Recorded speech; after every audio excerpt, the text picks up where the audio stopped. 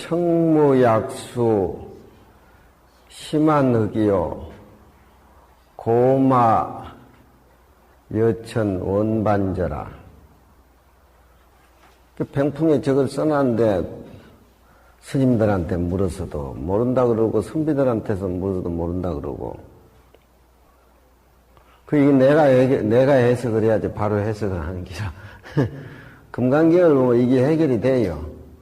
금강경을 보면은 청무약수 심한 흙이요 맑은 건 깨끗하고 투명하고 환하고 모든 것이 다 비치는 것이 맑은 것인데 청무약수 맑은 것이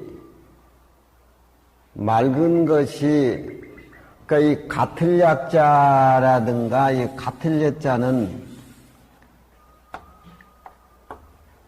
그 대꾸를 이루기 위해서 같이 쓴 자지만 금강경 읽어보면 느릇자와 같은 뜻입니다. 느릇자. 느릇자는 명사 후에 말 후에 다니면서 어떤 전치사 역할을 하니까 그 명사의 위치라든가 그 명사의 모든 분위기를 명확히 꾸며주는 것이 느릇자 전치사니까 온호자나 금강경에 많이 나와요. 느릇자나 어조사 호자나 어조사 우자 이게 이제 금강경에서는 많이 나옵니다. 왜 그러냐면은 그 본래의 우리 모습을 꾸며주기 위해서 다른 말이 필요 없기 때문에 느릇자나 어조사 우자나 온호자나 그 집에 와가지고 그 명사의 위치를 푸근하게 확인하게 깊고 넓게 그렇게 풀이를 해준단 말이에요.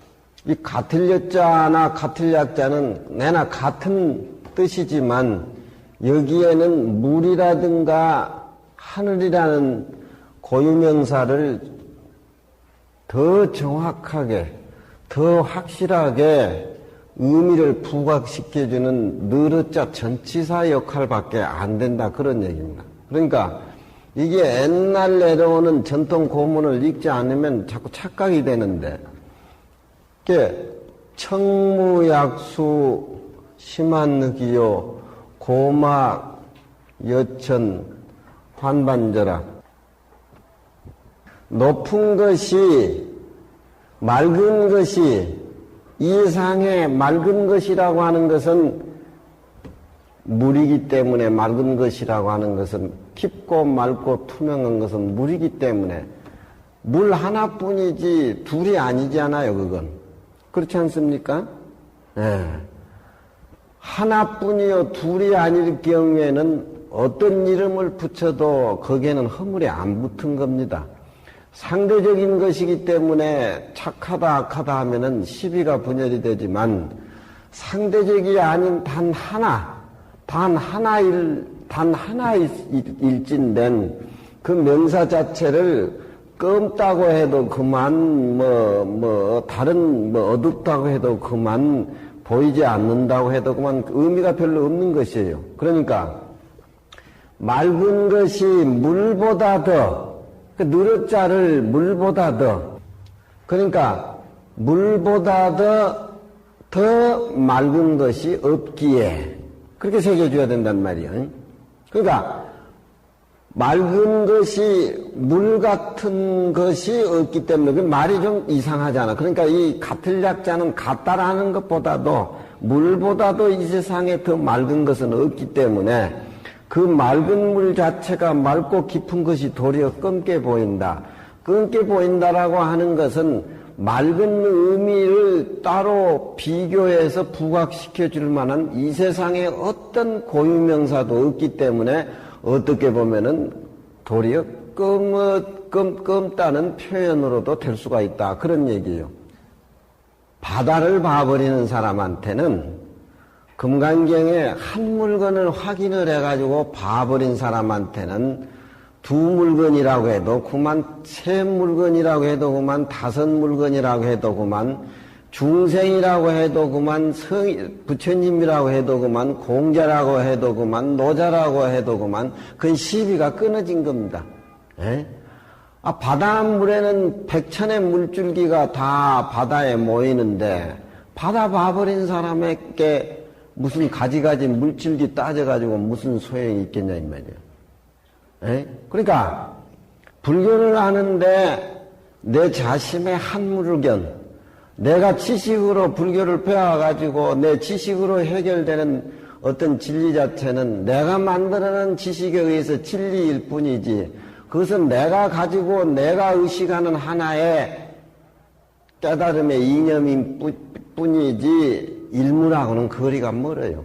지금 서양 정견이 동양 정견이 지가 지식으로 배워가지고 만들어낸 하느님이라든가, 불교도 지가 지식으로 만들어낸 부처님이라는 어떤 이념 가지고 종교전쟁이 여태까지 싸우고 있는데, 큰 부처님의 일물하고는 아무 의미가 없어요.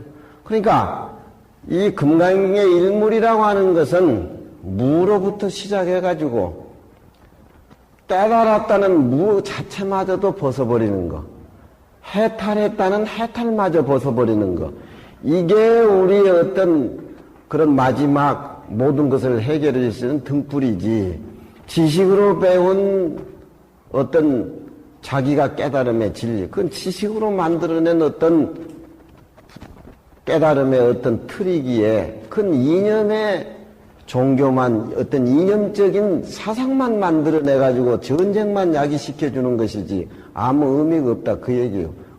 너무 맞기에 이 세상에 어떤 것보다도 맑은 것이, 물보다도 더 맑은 것이 없기에, 물이라고 하는 건 막다는 의미만 지니고 있는 것이 아니라 깊다는 의미가 진하게 안에서 묻어나오는 것입니다.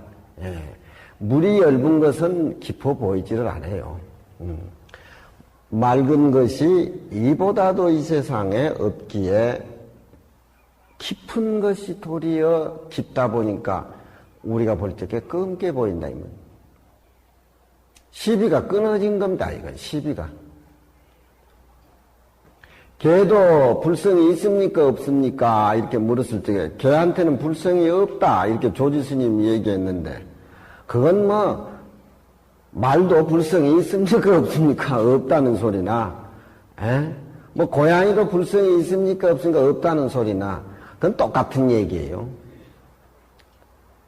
한 사람을 상대를 해가지고 의문을 불러일으켜주고 의문에 불빛을 붙여주는 그런 조사가 한 수자의 상대에서 언어를 노출시키는 것이, 언어가 끊어진 그 세계를 인도하기 위해서 언어를 노출시키는 것이 화두인데, 이렇게 너무 맑아버린 데는 깊은 것이 도리어 검어 보이고, 고막 여천 환반여라, 높은 것이 이 세상에 하늘보다도 더 높은 것이 없기에,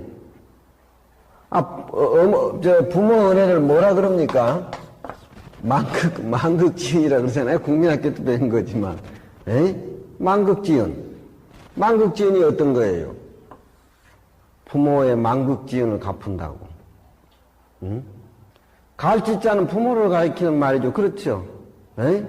부모 은혜는 이 세상에 어떤 것보다도 이 갈지자가, 이 세상에 어떤 것보다도 더 지극함이 없는 은혜. 그래서 해야 된단 말이에요. 언제든지 이 하늘천자 위에 높을 꽃자가 올라오는데 그 앞에 전치사 어자가 패치할 때는 꼭 비교급으로 새겨줘요. 그러니까 높다는 것도 형용사, 맑다는 것도 형용사, 검다는 것도 모양을 표현하니까 형용사, 낮다는 것도 형용사. 불교 84,000 장경을 다 들여다봐도 대방광불 화엄경이나 금강반야 바라밀경이나 원각경이나 형용사 빼놓고는 아무것도 없어요. 형용사로 빌려가지고 그 일물을 알게 해주는 그런 어떤 뗏목 역할을 하는 것이 부처님 경전인데, 그 내용만 알면 부처님 경전에 나가서 뗏목이니까 일단 물을 건너가서는 배는 필요 없는 것이죠. 그러니까 비교급을 나타내는 말이 앞에 전치사하고 뒤에 명사가 오면은 꼭 형용사는 무엇보다도 더하다, 무엇보다도 이렇게 비교급을 이렇게 나타나게 해석을 해야 돼요. 물은 산골짜기에서 모여가지고 계곡을 따라서 흘러내려가지만 결국 어디 가고 싶으냐면 바다에 가고 싶어서 흘러가는 겁니다. 예. 우리가 세상에 나와가지고 이렇게 살아가지만 역시 우리는 본분 자리에 돌아가기 위해서 노력하고 살아야 그게 제 삶이지. 물은 어디로, 끝내는 어디로 가냐면 바다로 가기 위해서 흘러가는 거예요. 깨달은 사람 눈에는 항상 근본을 바탕으로 생각하고 있기 때문에 모든 물건이라든가 모든 물체를 보면은 그 당처 귀취를 떠나서 떠나서 살지 않고 그 본래의 모습 속에서 살기 때문에 옛날에 염송의 개송이라든가 다 그런 보면 이런 것들이 무수하게 나오는데